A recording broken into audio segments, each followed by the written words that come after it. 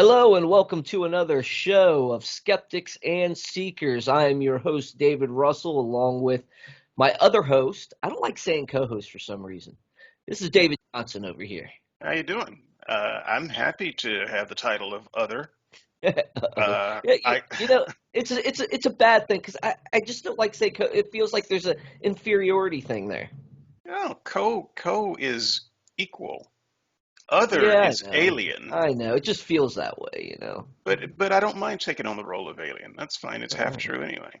so, David, what are we going to talk about today? We're going to talk politics, but Oh yeah, not the way you think. Not these it's type not of what you're thinking. politics. Yeah, These type no. of politics. Yeah, we're talking politics from a theological Or perspective. these type of politics. The, what? No? No. Oh no. No. Okay. It's Okay. no All right. Sorry. politics from a theological perspective. Okay, Oh man. this discussion was not set up to be a debate over current events. Good. Tara, I hope you and Oakley will still enjoy the podcast with your dog walk. Also, Tara, I apologize. This one's going to be short. This is going to be about 60 minutes um, because uh, I don't have time, and I'm tired of coming on the board and apologizing for not having time to do my host duties. So I'm going to do it this one last time. I am sorry, everybody, for being missing in action most of the time and not being able to get back to you with things. I'm having a unique period in my life right now. I've been a writer for a little while, and I have never been this busy in my entire career. So I'm not entirely sure what happened. I'm not sure what changed, but the switch has been flipped, and I've got more work than I have time to do. And so when I drop in, it's really just a drop by comment.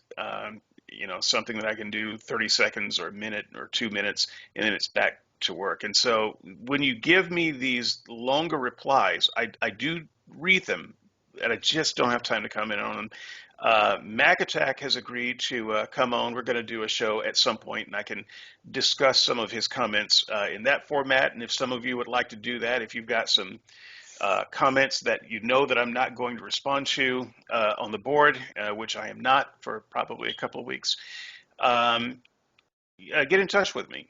Skeptics and Seekers at gmail.com. We'll set up a show. We'll do a supplemental. I'll be glad to talk to you. We've got some new people on the board. Hey, Susan. I forgot the rest of your username, but hey, Susan. And we got a new fellow. I think it's a fellow. And I've completely forgotten your username. But your little logo thing is yellow. You know who I'm talking about. How you doing? You just popped in. We've got a lot of people who have been lurkers for a while. Nothing wrong with lurking. It's not creepy. Go ahead and lurk. You can watch. I don't mind being watched. But it's okay. Once you've gotten an eye full, just step on in. Water's good. Sharks are hungry, but they're well behaved usually. Glad to have you. So, David Russell, we're going to talk politics today. By the way, next week, fingers crossed, because it was supposed to be this week, we will have a guest uh, on Skeptics and Seekers, and we will be talking about uh, religion as a useful fiction. I think that's right. Is that right, David? Yeah, I think that's along those lines. Yeah. Yeah. So, by the way, guest who was supposed to be on today, sorry, we're not doing that today. Hopefully, I will get in touch with you before this goes out. That'll be next week, so we'll put that together. And if it doesn't happen next week, there will be something, and it'll be good. But I'm looking forward to this one. I've been wanting to do a show like this for a while. Very quickly, let's get into politics. And I'm not saying that there won't be another show that deals with current issues and the nitty gritty of Trump versus Biden or Democrats and Republicans and taxes or whatever. I'm just not going to be the one to do that show. So Russell can round up any guests he wants to No, to do sir. that show. I'm about tired of politics and current So, politics, bro. yeah, so I've actually tried to find someone to do that show because I know that there will be a demand for it.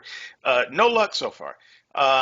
So if there are some of you out there who think that you know this stuff well enough and want to do a show on the nitty gritty of current politics, feel free. Be glad to set you up. I'll record you, and I will just get out of the way.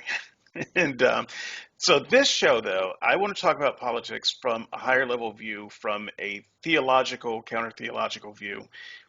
So we're going to do the skeptics and seekers style and see where it goes. If, in fact, there's a need for another show, we'll schedule one. But again, today is a little bit short. So I'm just going to jump right in here with all of that out of the way. Any other things we need to mention before we jump in? Well, we do. I have a show at around 3, and I did want to let everybody know that your favorite Teddy is going to be on to talk about the Shroud. Ooh, So if okay. anybody wants to tune into that, it's going to probably be posted either later today or tomorrow. It should be fun. I'm just going to give her the floor and let her discuss it for about an hour. Oh, you're going to need to set aside more time. Yeah, that's what I Uh, hear. yeah. But I told her I'm going to push back a little bit on some of the testing that went on in 2013 and 2018. So we'll see how that goes. You don't know what you're getting into, my friend. Um, so yeah, good. I'm just curious. Where are you on the shroud? You know, I Real, I don't, false? I don't put any weight in any camp on that. I just don't. It's not something I really studied too much of, just preliminary stuff. Now there are some interesting things I saw that you could probably make an argument for its authenticity, but there's a lot of stuff that you can make that it's not authentic. A lot of arguments that can be made that it's not. So I mean, you got some issues there. I think that further study needs to be done on it, honestly. Sure. Okay. So, Well, you and I probably weren't that far apart when I was on your side. So, yeah, as a Christian, it held no interest for me. I did look into it, and I just so it's not just a shroud, by the way. I'm not a relic guy at all. yeah. I was never a holy relics kind of Yeah, guy. yeah, I wasn't either. So that said, politics Yeah, from a you're theological you're gonna perspective, open this up, dude. You're we're gonna going to open us open up. it up. It's a Yeah, can of worms. Here it knock it comes, out. people. Uh, the my first and best opening line is read the blog. Um, there is a good reason that neither David on this show really wanted to talk about this subject, and so we're keeping the scope fairly limited because we're both sick of politics, and I've been sick of politics for years.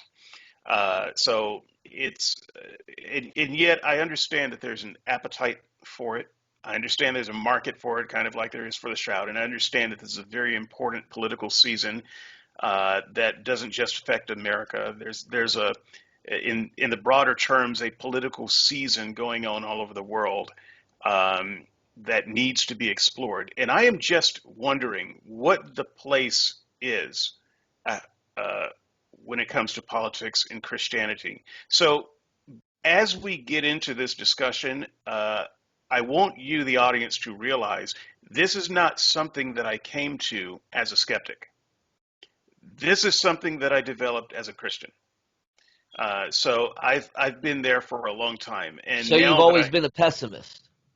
if that's what I that's what you would say that I am, sure.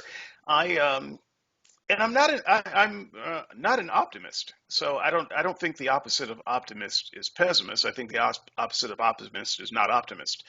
Um, so yeah, I don't go toward either thing. I don't think that everything is great, and I don't think that everything is doom. Uh, so that said, even as a Christian, I seriously questioned whether Christians should even be involved with politics at all. Voting seemed like a very interesting um, idea fraught with a lot of landmines for the Christian. So I am not going to cover all of that in this show today, and so I am going to encourage everyone, if you really want to get a fuller understanding of where I come from, read the blog post, skepticsandseekers.squarespace.com.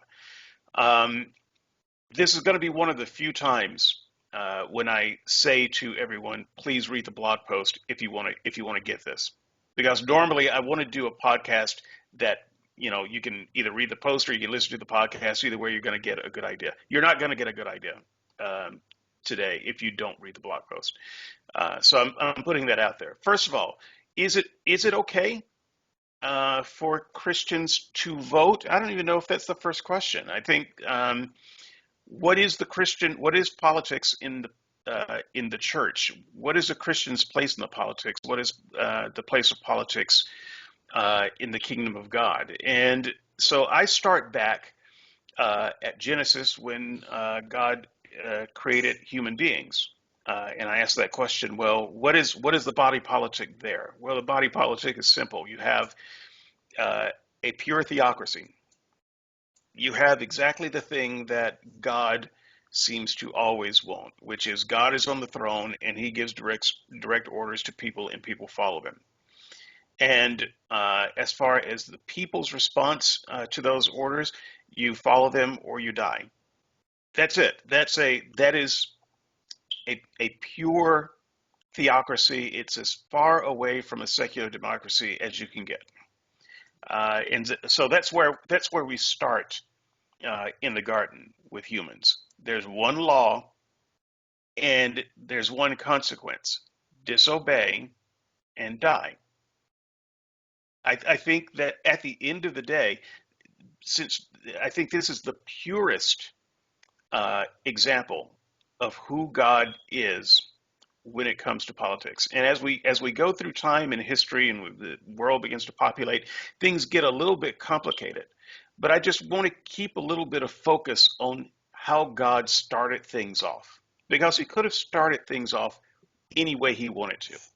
And I think at the end of the day, after all of the body politic that you see throughout the Bible, it still always ever only comes to God gives an order.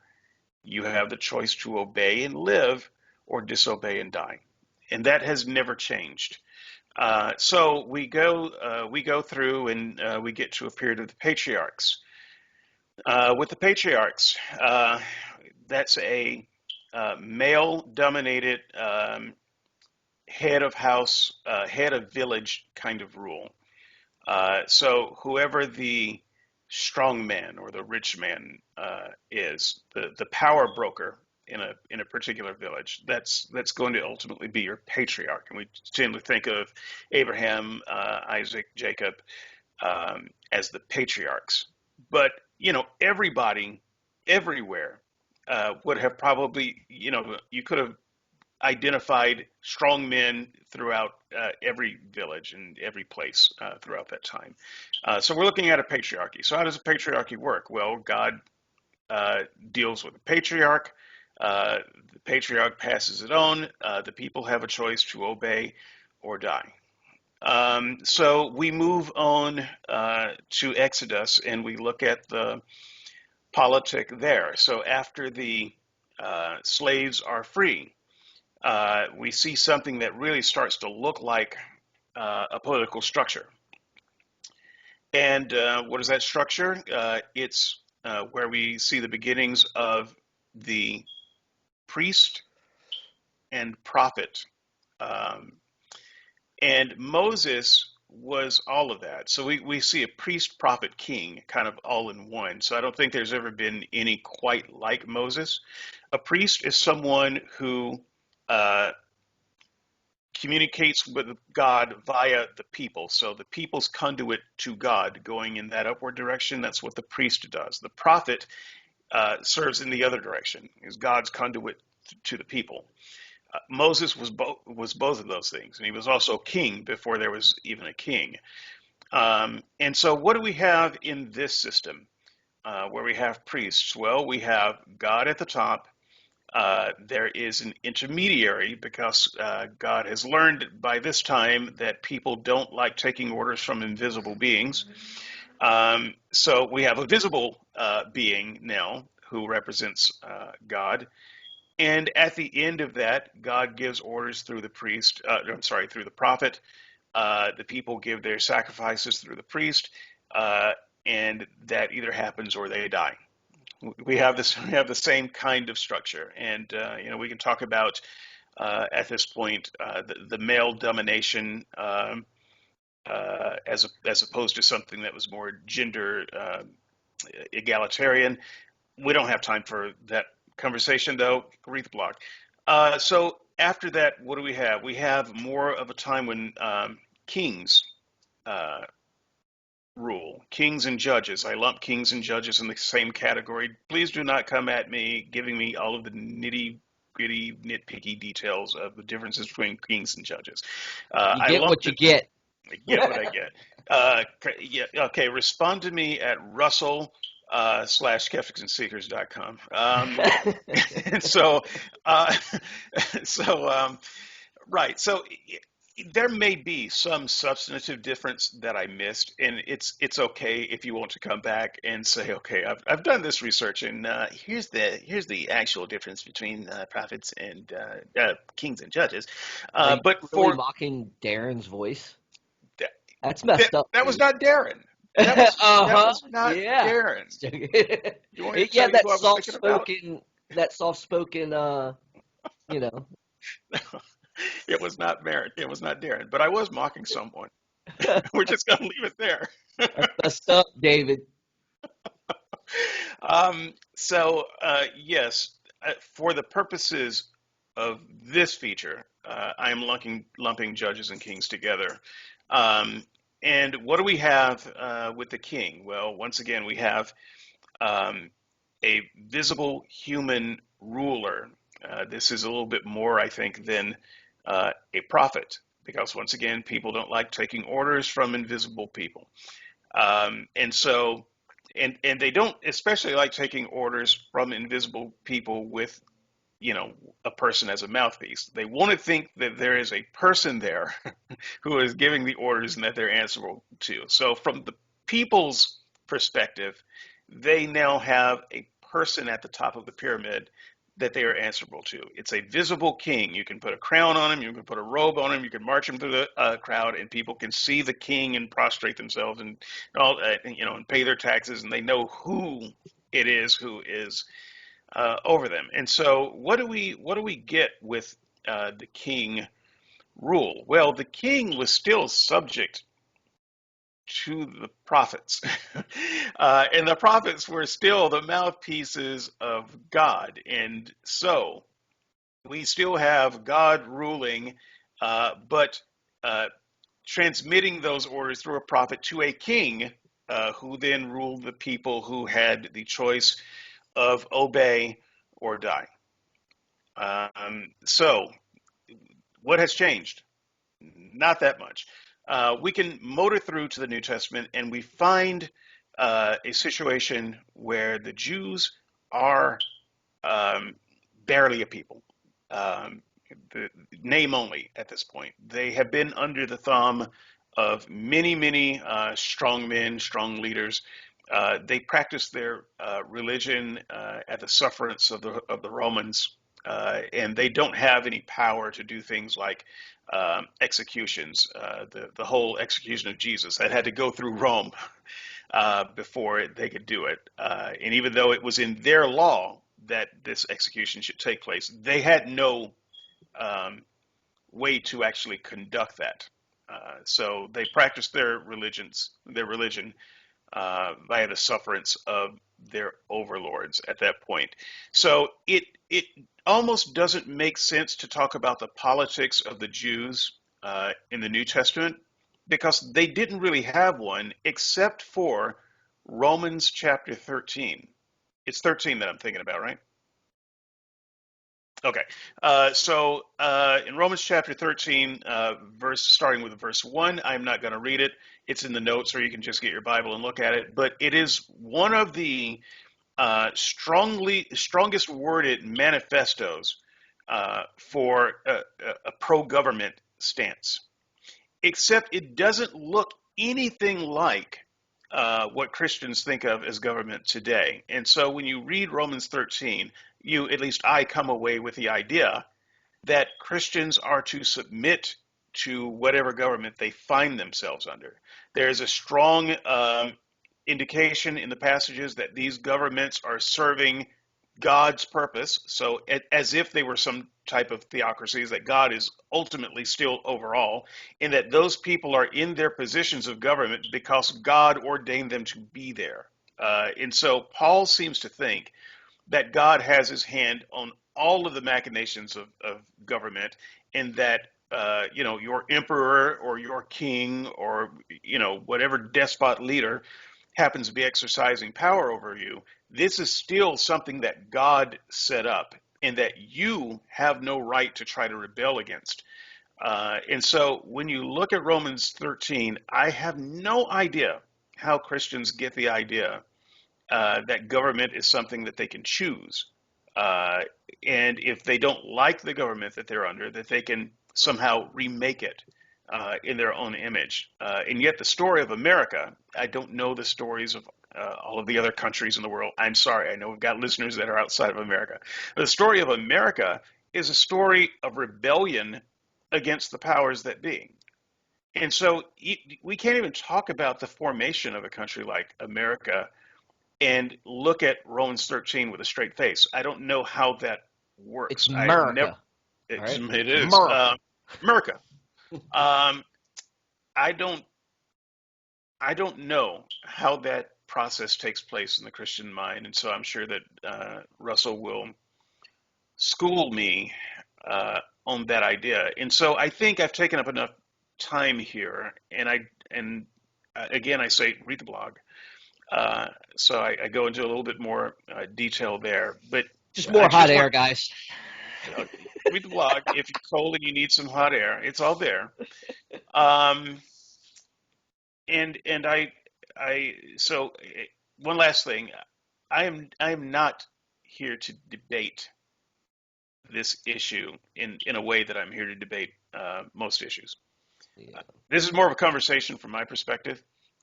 So I will take any punches in the face I get with good nature, because I don't have time to take it any other way. And so I really am curious, and I hope that this kind of continues on the board, that we can have a genuine discussion about this.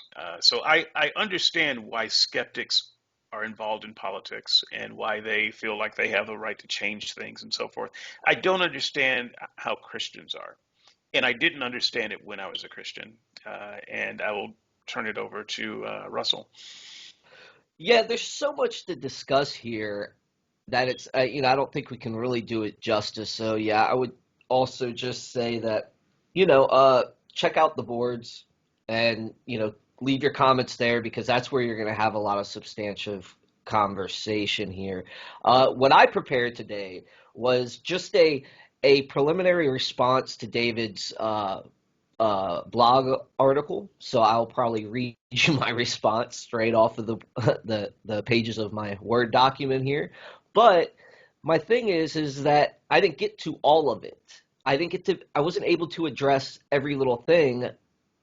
Otherwise, it would be like a 3,000 word response, 4,000 word response. It would probably even been more than that because I could have went off and discussed several different side topics. Well, So, I'll be glad to um, post it to whatever you have when I get into the blog. there's no need. I didn't write it up in a fashion where it could be blogged out, I don't think. I did it so I could kind of read it on on I'm trying new methods in how to read opening statements in light of talking at the same time on a Sure. program.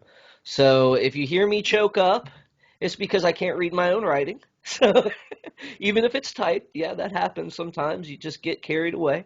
But yeah, so stand by. I'm just going to give my opening statement. First, I want to thank David for throwing out that little prayer request for me last week. Those were kind. That was very kind. Asking the brethren and sisterin to go ahead and pray for me because we did have a death in the family, and we had to take care of that. We had to bury my aunt, and the problem is we had 3 deaths within like 30 days, all aunts and uncles, and it was just it's just been a crazy month for us all. We had a baby come in that month, and all sorts of stuff. So I just wanted to start by saying thanks, but David claimed in the beginning there were no politics. And in a sense, I agree. There was only relationship. And that's kind of the way I take this. I don't take there being politics involved here. I take a stance that there is more of a relational aspect. Uh, I think this is the only area we're going to agree on, though. So let me move on. On the 6th day, God created male and female. According to Genesis chapter 2, God saw that Adam needed a mate. So Eve was created out of his side. Notice God didn't take Eve out of his toe or his back, but out of his side. And the language suggests there that they were co-equal and were supposed to be ruling side by side. They were also made in his image. This endowed them with intrinsic value and worth. Further, this is further confirmed in Galatians 3:28 when Paul tells us there's neither Jew or Greek, slave or free, male or female, for you are all one in Christ. And that's Galatians 3:28. The difference between me and David on this issue is striking. And like I said, this is just a response to his blog post, not everything he just said here. I understand his issues, are a little different than what the entire blog post commented. But to even call out the problems he notices in the Bible, he must step into that Christian worldview, which I think he understands, to justify his position. That things are just and moral. The reason he must do this is because there is no such thing as actual good or evil, just or unjust, right or wrong, moral or immoral. To David, well-being is what is good. But can goodness be reduced to a natural property? I don't want to get into it. I'm just going to cover this a little bit. So I would contend that it's not. Again, I'll quote ethicist G.E. Moore. As he stated, the hypothesis that disagreement about the meaning of good is disagreement with regards to the correct analysis of a given whole, may be most plainly seen to be incorrect by consideration of the fact that, whatever definition be offered, it may be always asked with significance of the complex so defined, whether it is itself good. For example, one might ask, is pain good? Why is pain bad? If moral badness is equivalent to pain, it would be redundant to ask if pain was bad, because essentially they would be the same thing. This shows that David's idea is chasing its own tail and making trivial statements. Why? Because asking if well-being is good would be the same as asking, is well-being well-being? But I digress. For David's rant to work, he has to jump into the Christian worldview, obviously, and God must be granted to exist. He can no longer ignore Christian theology, no matter how much he dislikes it. I would also grant that if certain thoughts of or theological positions are true, then I would take issue as well. However, I think the theology is quite clear on this. God set up the ideal condition in the garden. You actually get to see God's politics when it comes to the garden, and Jesus later on. Basically, we see mankind in an actual full-blown relationship with God, fulfilling their purpose, and as one flesh, ruling side by side equally. And that's just taken because David really had a problem with there being no matriarchs, so that's why I covered that. So in the beginning, God wasn't invisible, as David suggests, and mankind had his utopia. But sin entered the garden, and mankind fell away from God in an act of rebellion, abusing that precious gift of freedom God gave them. Fast forwarding to the patriarchs, by this time, by this time, sin became so ingrained in humanity that they became totally deprived. Now, for my theologically minded friends, I'm not advocating total inability. This part, this part is what David decided to ignore, which the impact of sin has on human nature, the corruption it wreaks on the human heart. With that, we come to a nomadic ancient Near Eastern culture where God enters history to get the ball rolling on his plan of redemption. David rightly points out that the patriarchal system had its issues. What he doesn't mention is that God entered the situation with the structure already in place. Sin had already basically devastated the original intent of God's design. As David mentions later in the article, God deals with humanity wherever humanity is at. He doesn't like that answer, but he does. God comes to make a covenant with Abraham. David complains about there being no women leaders, but never examines all the possible reasons why. Also, to claim that Sarah, Abraham's wife, was somehow inferior is simply a bogus claim. God already considers them one unit and actually begins to pass judgment on Pharaoh when Abraham goofs up and claims that she is a sister to Pharaoh. Pharaoh takes her into his house and plans to marry her, which enrages God. The truth is, Sarah made many decisions in that household, even up to the point by telling Abraham, lay with my servant so she can have a kid. She made plenty of decisions, and although they did have different roles in the scheme of the narrative, she was hardly considered inferior. Second, David never considers God's omniscience. God may have had good reasons as to why he chose Abraham to deal with directly. Maybe through Abraham, God knew his plan would be fully accomplished. In other words, in a world of free creatures, it is possible that Abraham was the best representative to bring forth God's redemptive plan, and that would maximize the number of free people taking part in that said redemptive plan. See, that this story of the Bible is all about redemption. Politics are there, of course, but God puts humanity on a trajectory due to its fallen state. And David just isn't in a position to claim that God could introduce this or that, which he does in his article. If you think about it, humanity is best when it's on a path to discovery, not when they have a healthy dependency upon something else. I look at civilization like I do a child. Humanity goes through the stages of growth that a child does. We have had our infancy and have progressed. We have matured in regard to civilization in several areas. We have made leaps forward and then taken steps back, as do teenage children. But nevertheless, I trust that God knows the best way to deal with sinful humanity. When I was a young Christian, I wanted to send $20 a week to an impoverished person in a third world country.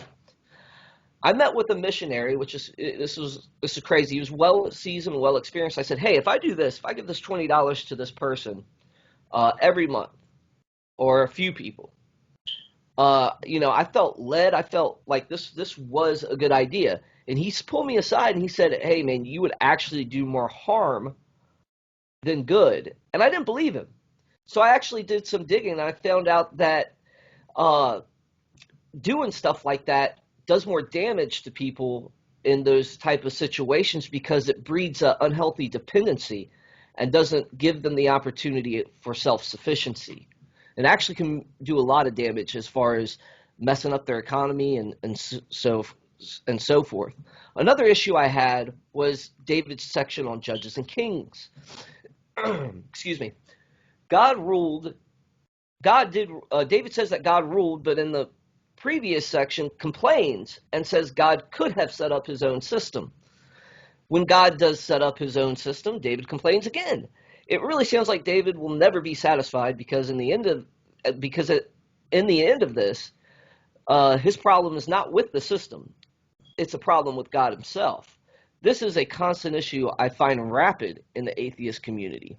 The truth is, me and David see these things very differently.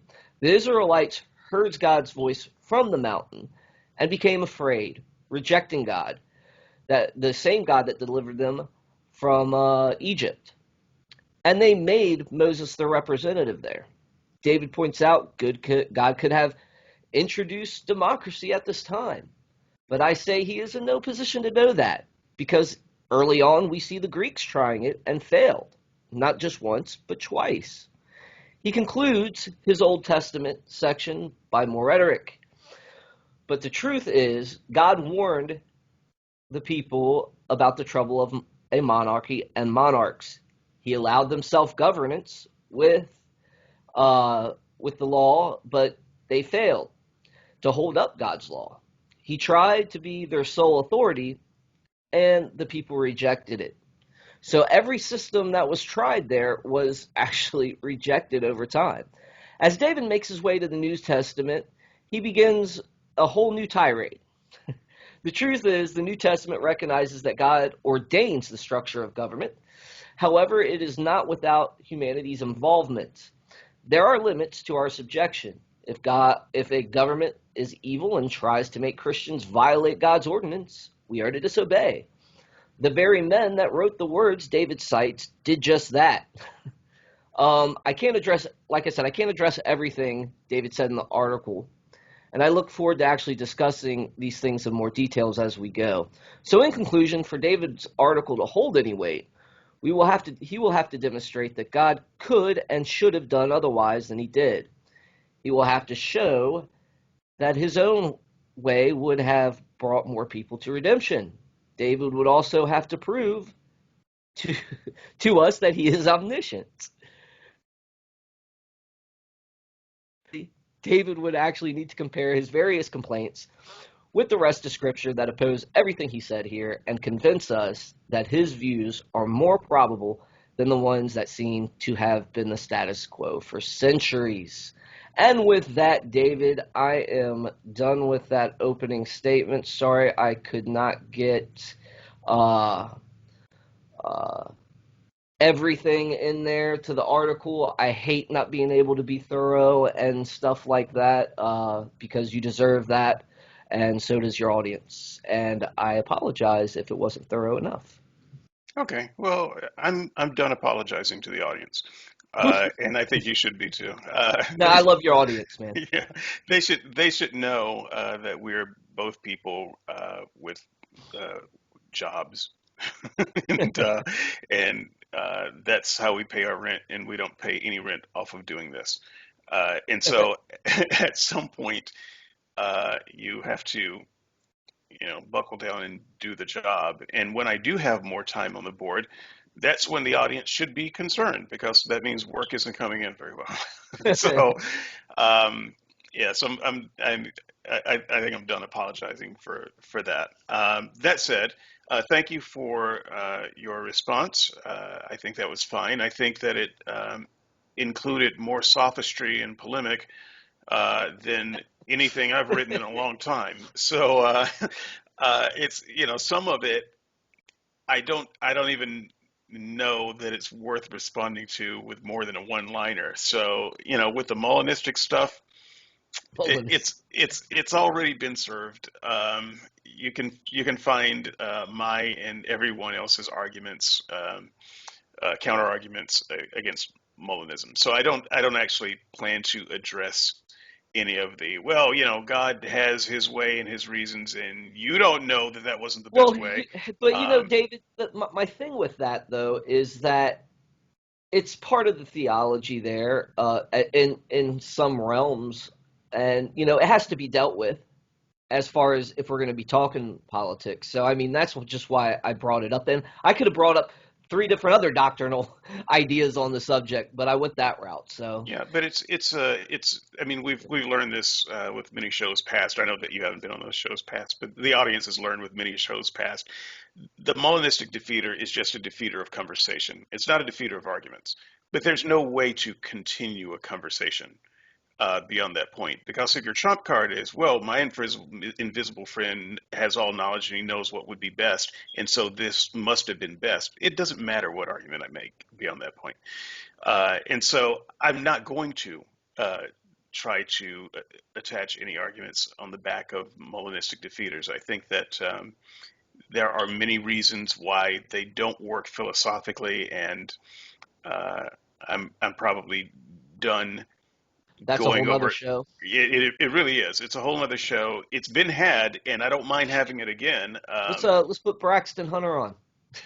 Yeah, sure. That'd be Bring him. fun. But yeah, it's utterly useless for me or any other skeptic to attempt to say anything once the Molinistic defeater comes out, because it doesn't matter how much sense we make at that point. The invisible God knows everything, trumps everything. So Well, I mean, you have to consider that. I mean, you do have to consider that. I mean, yeah, you can't say much more else towards it, and we can go another conversational route. I'm fine with that. So, uh, I just think that you have to take that into consideration. You okay. know, if we're granting that God exists, that's something we can't ignore. Right, but I think that as an apologist, if you find that most of your conversations end up going to Molinistic defeater, you're not a good apologist because you're not a good philosopher at that point. You're not a good I don't conversationalist. I don't think so. I mean, I think that's one of the cores of philosophy. I mean, if you throw out a Then defeater, there's no point of doing apologetics then. if you have a defeater and you use it, that's good apologetics.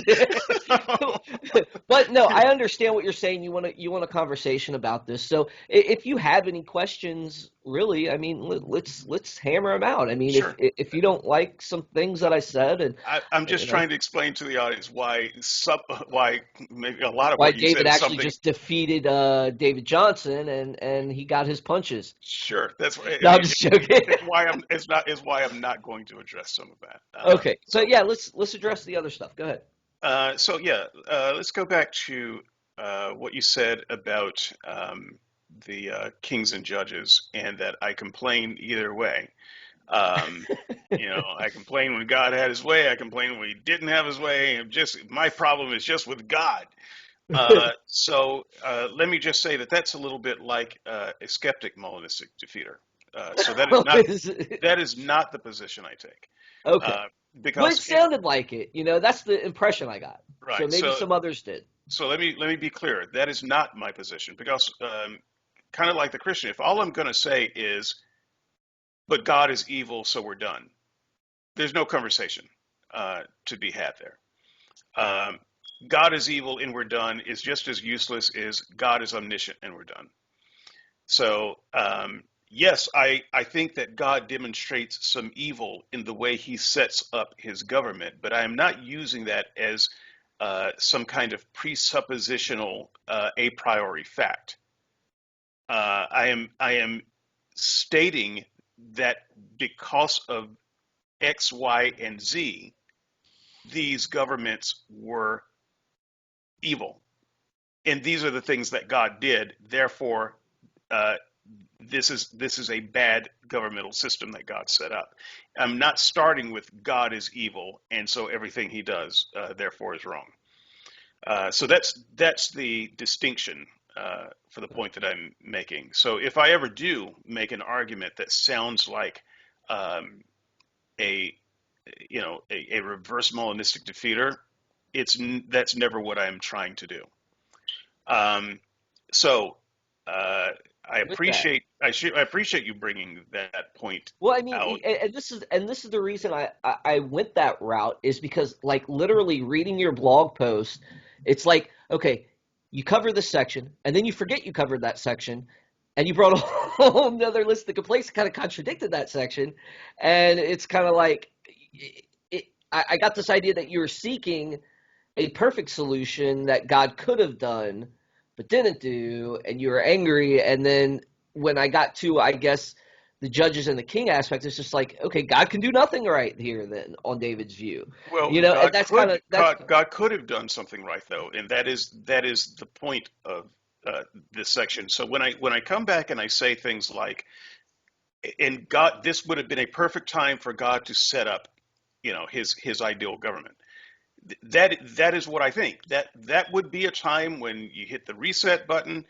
We've got a new set of rules coming, and God could say, let me introduce you to a little concept called democracy. Well, Right? if God hit the reset button, you already complained about the reset button being hit again when he flooded the earth. So, Well, you know, I would say that God he has just a very imprecise reset button. Okay, so okay. a So, I nuclear don't weapon think is he not could the hit. reset button I I mean. and this is I think where our paths disagree here, David. I don't think God could have hit that reset button and introduced that because I think that he actually uh, works within a system where there's free creatures, and I don't think. Yeah, And but he honestly, we're intervenes. babies at that. We're babies at that point as a Right. But civilization. so he intervenes. It's I think this whole we're free creatures and God works with us argument just doesn't work because if that's the case, That's because you don't he like could have. Well, no, I don't like it because it doesn't make any sense to me. If that's the case, then you have to ask yourself why he ever intervened at all. So this is an interventionist God who is imposing his will on free people and saying, this is how I want things done. I'm simply saying, if you're going to step in and say that, then you need to actually say how you want things done rather than taking some half measure. And I don't think so, it's a half measure. I think he's actually working within a system where the free creatures there can actually understand what he's saying, understand what he's trying to do, and what he's is not it about imposing democracy himself. that they wouldn't have I understood? don't ask the Greeks. They failed twice at it. Okay, but So but that's here's not a the good thing. enough answer. But okay, so civilization was at a beginning point, and they might not have been ready for that. I don't think they were ready for that. As I look at the history of mankind, and I think God is more keen on saying, "Hey, I'm not going to breed this unhealthy dependency by giving you everything. I'm not going to hand you everything on a silver platter. You have to learn." And I think he designed us that way. So I just think he's working within the design parameters that are there, mixed coupled by what he knows about sin and its effect on humanity, and works with people where they're at. And I know you don't like that answer, but I think that's a good answer. Okay, well, it feels like a non-answer. It feels like I a understand. have your cake and eat it too answer. Well, Humans are free. so do your accusations. Humans are free, but God intervenes. But He can't intervene because humans are free. It's not. Oh no, I mean It's he intervenes to an point, David. I'm right. sorry. You know what? I'm jumping over you too much. Go ahead, man. That's okay. I can take it. No, nobody, nobody is feeling sorry for me. Okay. So Well, you're my buddy. I don't want to do that. So go. that's all right. That's all right. Uh, I need I someone pride who can. myself on debate etiquette here. So Oh, I see. So you would not have fared well in any of the Trump debates then. oh Um, we no, might I'm get gonna whoop just whoop stay away whoop from them. whoop whoop. We Man, might get it was that. bad on both sides, man. If you're gonna, I can't criticize Trump. Well, I You can't. can. I can. I can also criticize Biden. Just the same amount. They're just both terrible Yeah, at debating each other. There's no I don't etiquette. think there's an exact equivalency there. But yeah, I mean, I think it's funny at yeah, times, but yeah, I can say that they both exercised bad debate etiquette, but I think that it's also right to say, yeah, but here's what instigated that. So I don't think it's quite the equivalent that you would make it, but that's not the point at the moment. We might I get to think they're 5 minutes I of think that. they both look like jokers up there. Um, But well, anyway, yeah. There's a saying: never debate with idiots lest they drag you to their level and beat you with experience. and we're at that point. We've got that on both sides here, and So we're gonna put one in the most powerful position in the world. yeah, so Anyways, I'm done. I'm done. I'm done. it's already there. So so yeah, back to the Kings thing though. I think this is important just to nail this down before moving forward. My main point with all of this, so the garden, the time he intervened after Exodus, I think that would have actually been a very great time because they had no government at all then. They were suddenly free, and God had to he basically named leaders and so forth. They had nothing. They were slaves. Um, that would have been a great time to do the whole reset. Here's what I have in mind for you. And my whole point here is that every time God had an opportunity to do that, what we ended up with is some kind of theocracy, where God is giving the rules, and from the human perspective, you obey or die. That is what it comes down to. Even when we get to Romans, we have God is God is the ultimate rule. Don't look at those leaders there because God ordained them and put them there, and they're there to carry out His will, and they don't carry the sword in vain. You obey or you die. That's still at that point what it comes down to. And so every time God had a chance to say something about the politics of the people, it was always some kind of theocracy. It was never anything that looked like what we think of as a democracy. So, Christians who somehow found a way to associate our democratic republic with God's kingdom, I don't know where they're getting it from because God never set up anything that looks like this. And I think at the end of the day, it nothing none of God's governments could look like this.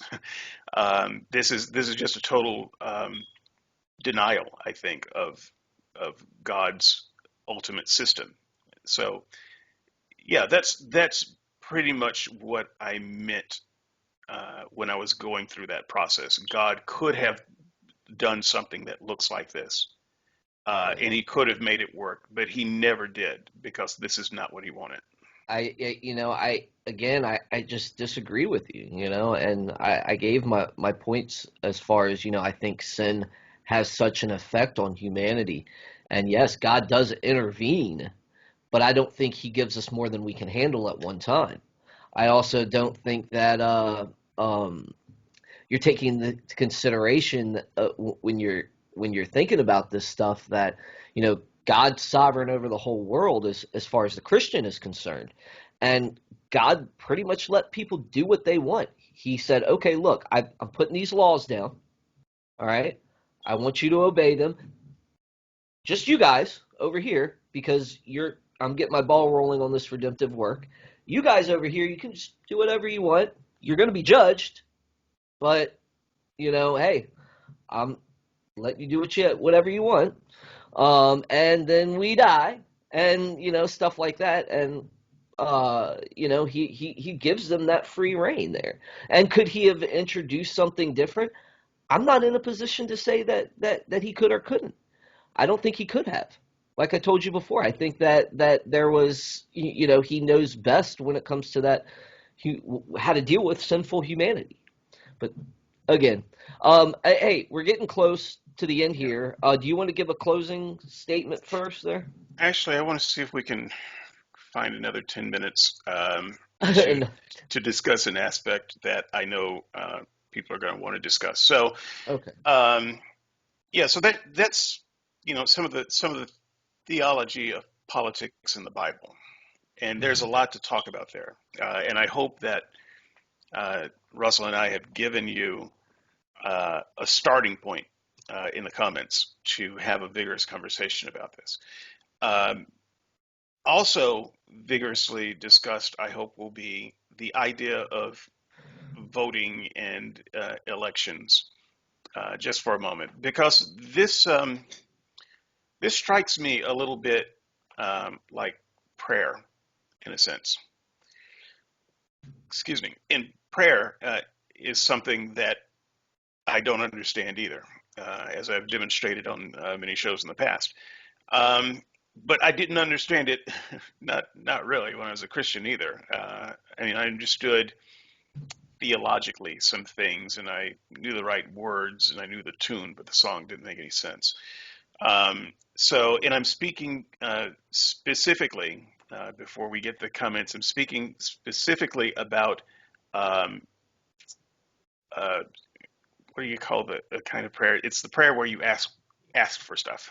Um, Petition. yeah, petitionary Petition prayer. prayer. Yeah, Yeah, petitionary. petitionary prayer. That's what I am um, talking about. Prayers of supplication, I think, maybe another term for it. Yeah. Yeah. So it reminds me a little bit of that, because when you pray for things, ultimately it's God's will that you want to happen. Because whether you want it to happen or not, it's God's will that's going to happen. And so when you pray for a thing, let's say a promotion at work that you really want, you've been working for, and you think you'll be good at, and the fact of the matter is you don't know whether you're going to get it or not. And you don't know whether God wants you to get it or not. So if God doesn't want you to get it, you're not going to get it. And so it's an interesting exercise to pray for it, but I'm not entirely sure what the ultimate point of that kind of prayer is. So if you say to yourself, well, really, what we're doing is we're praising God and we're just having a conversation with God, then say that. Don't even talk about prayers of supplication, because that's when it gets confusing. It doesn't make any sense. And so elections are like that, in that we boil it down to two candidates at some point. This is U.S. politics, folks. Again, I don't know what you do in France. How it relates to petitionary prayer, man. I All don't. right, go ahead. What do we do? What do you do? You have politics in France? Um. Anyway. Anyway. So this relates to petitionary prayer in that you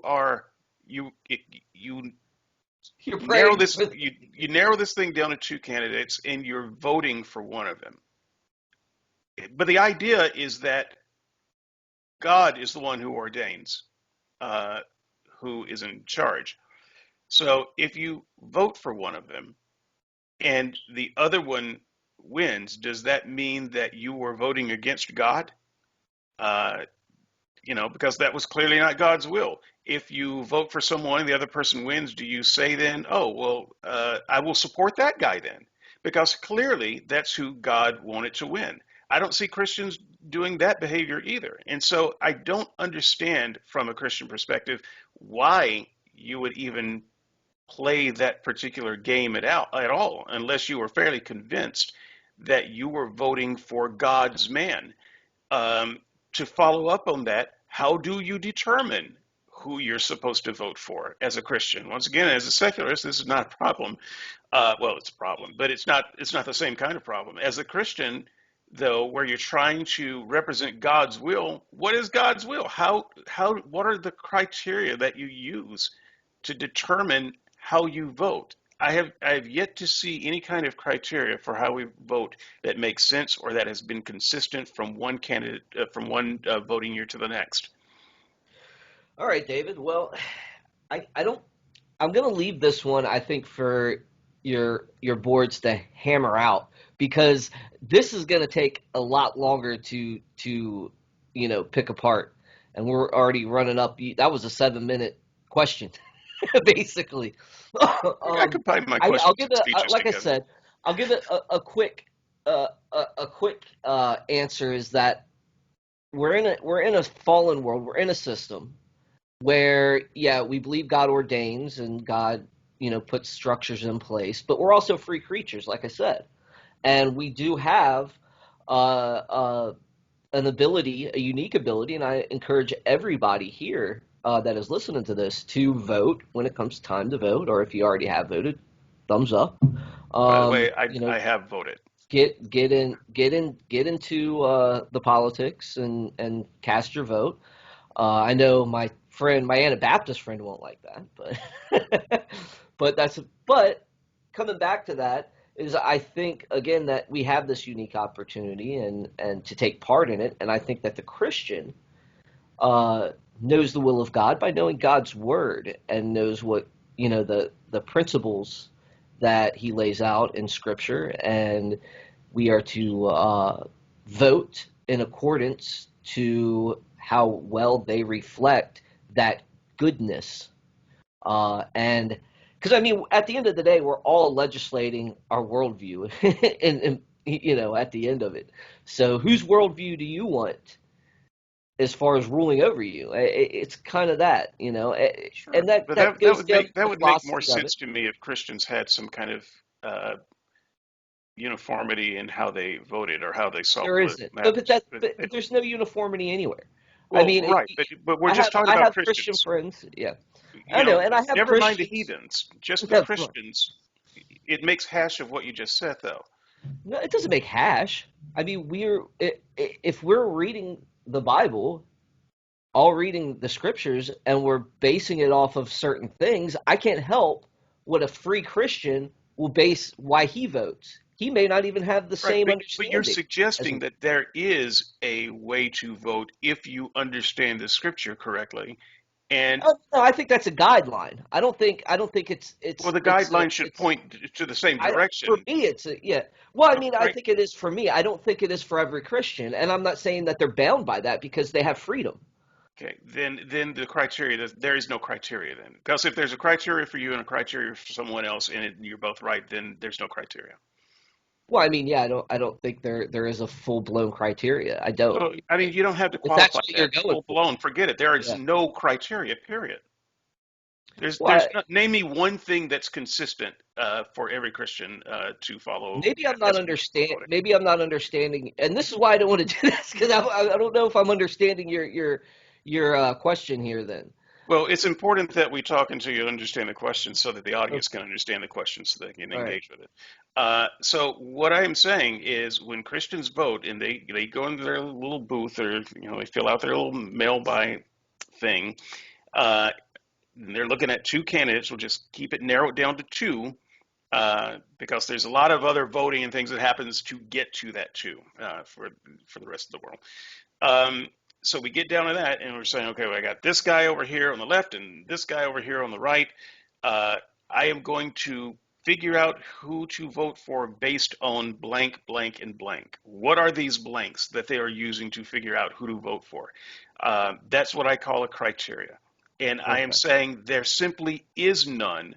You can't think of one single thing that would act as a criteria, never mind three. Give me one that would point a Christian in the right direction and say, okay, this candidate and not that one.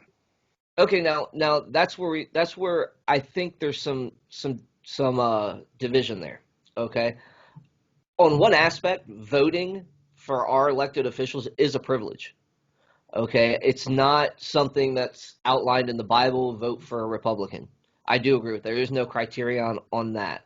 Um, as far as what makes sense, we could talk about that. But as you said, uh, there is no actual God saying, "Hey, this is how you should vote in a system that I give you." You're right. I mean, I Okay, don't so have any there's answer no for that. way for the Christian to know whether they're voting I for think there's God's that will or counter God's will. I think there's you can get an idea of what's better, and that's based off my worldview Well, let of me what let me let Christianity me make the is. question easier. Do you think that God's will is carried out with every election? In other words, the people that rule over us, the Romans 13 uh, passage. This is one of those few times, people, where I'm not going to bother reading the scripture. Romans 13, read the first few verses, you can see it. David, you're familiar with this passage. Yeah. So from that perspective, do you think that God's will carries through at the end of every election? Or are there sometimes when his will is thwarted and the wrong guy gets elected? That's a no. I don't. I think that God is in control. So I think that ultimately His will be done. But He works in a system where free creatures are involved. But as far as in the ultimate sense, no. I think that His will be done. So Okay, so when Christians exercise this privilege to vote and they realize they voted for the wrong guy, why don't I see a behavior among Christians? Once again, we're just talking about Christians because who the hell gives a damn about heathens? Why don't Christians then come out and change their allegiance and say, it is clear that God wants this person to rule, and I'm going to throw all of my weight and support behind this person to legislate well? Why does that never happen? Because we still have a choice in the whole process, and But if you know Christians think that God's man that won, then but you're not why going to do have an agreement with Christians because of the fact we're in a fallen world.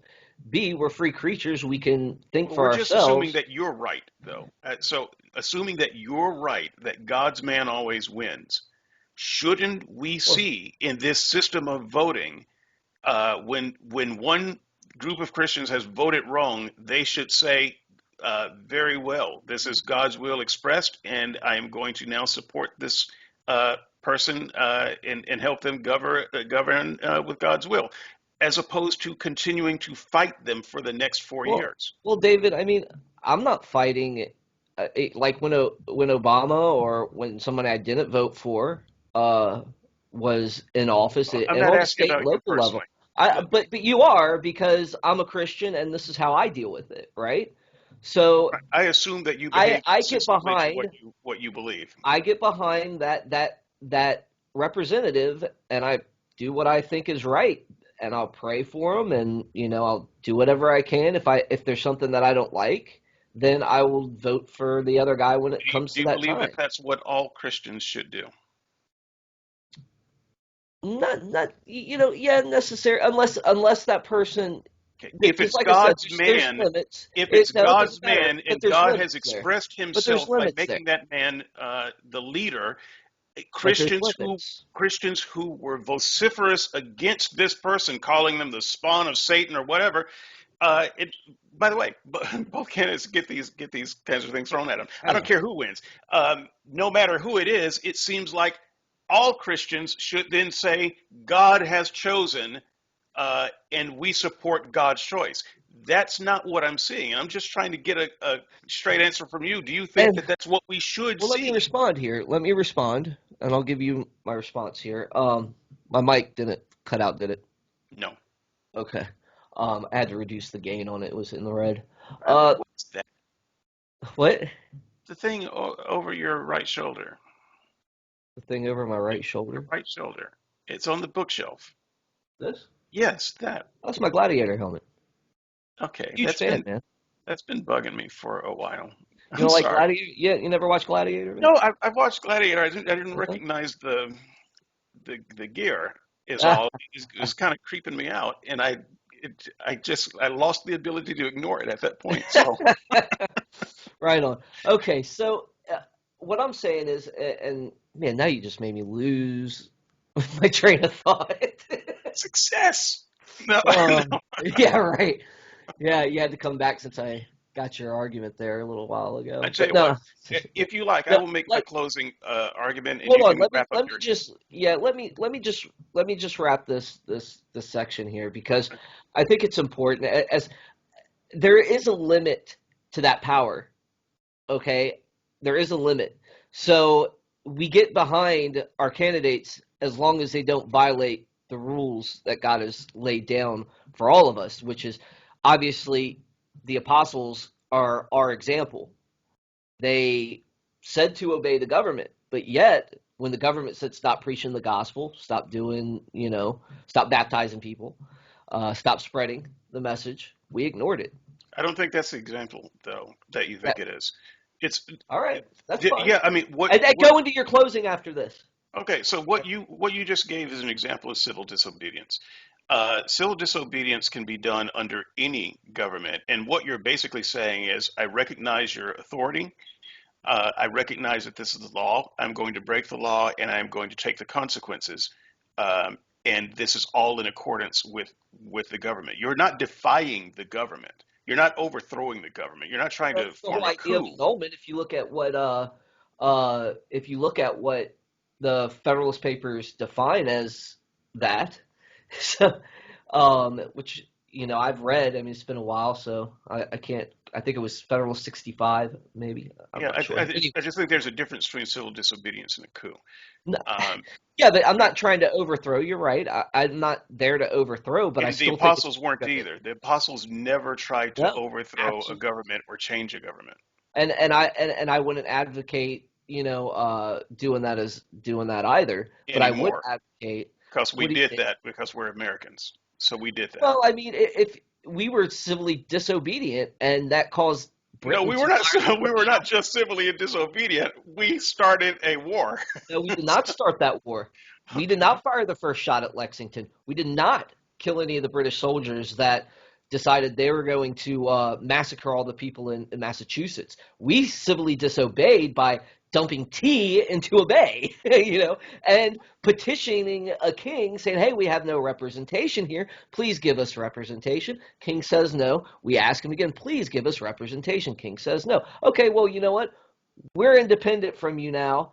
Oh, you don't like that? Come and attack us then. And that's what they did, and they fired the first shot in Lexington Right, but the big step is we're independent now. And that because is we retaliated because they were killing us.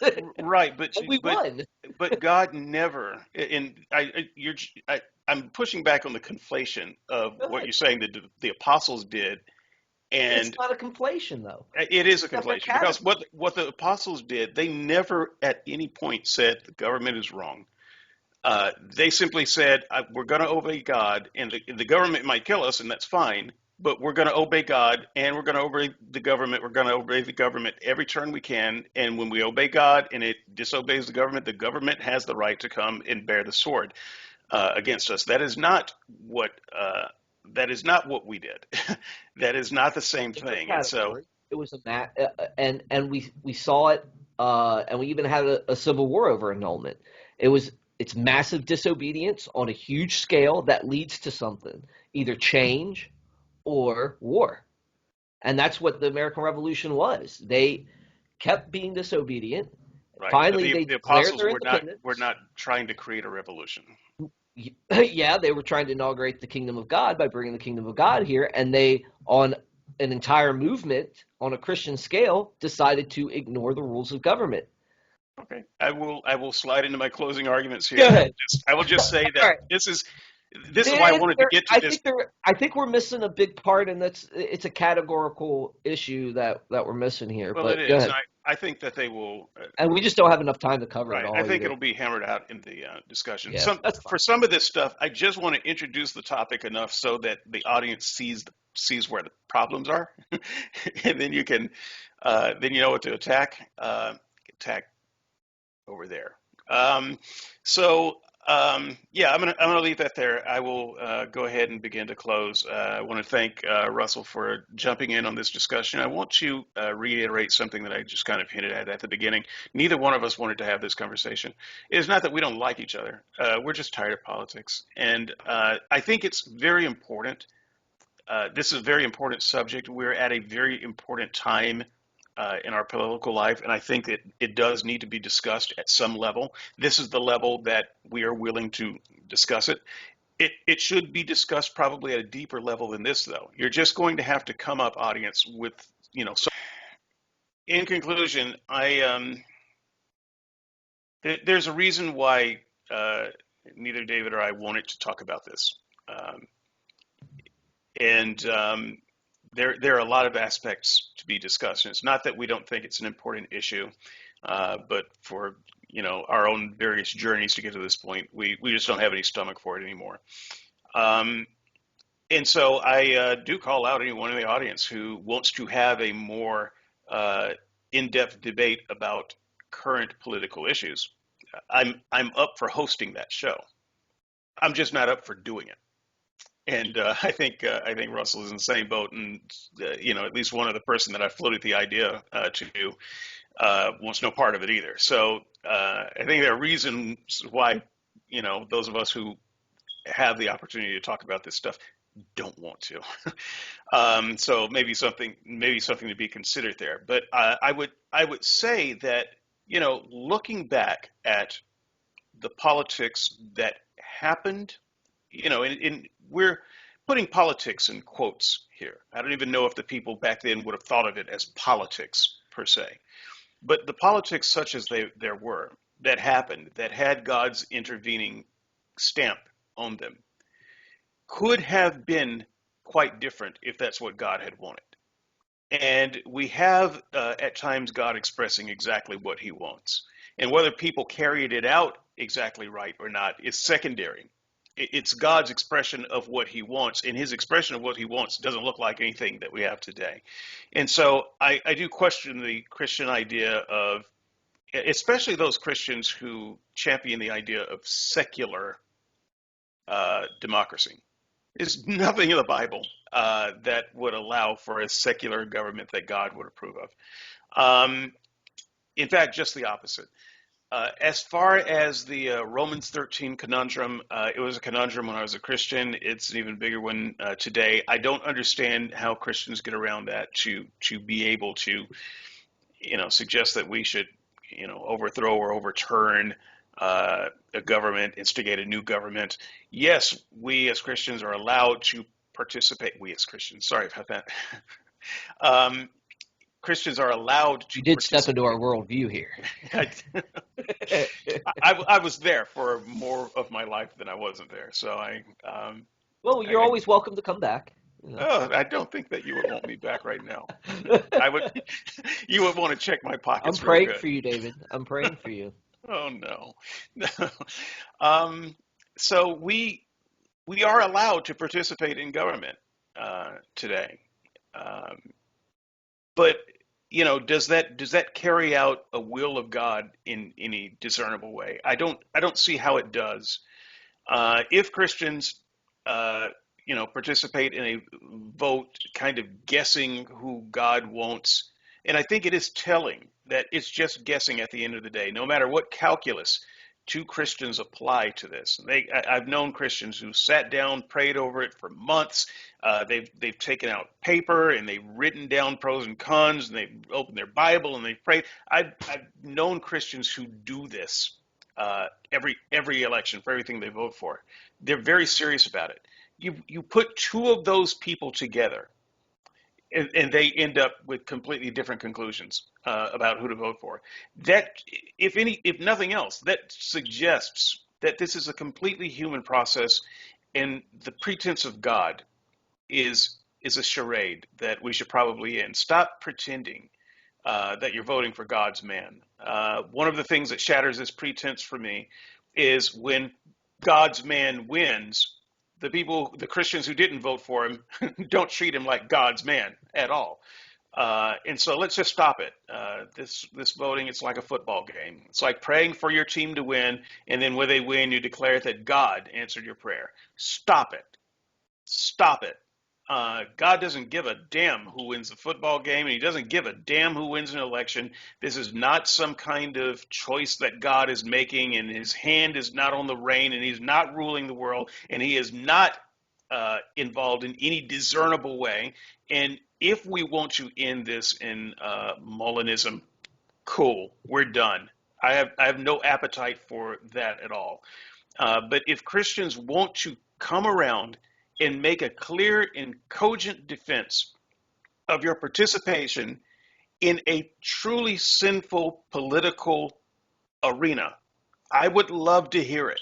I would love to read it. I am sorry that I don't have time to respond to it, but I would love to read it. I read every comment almost that comes through.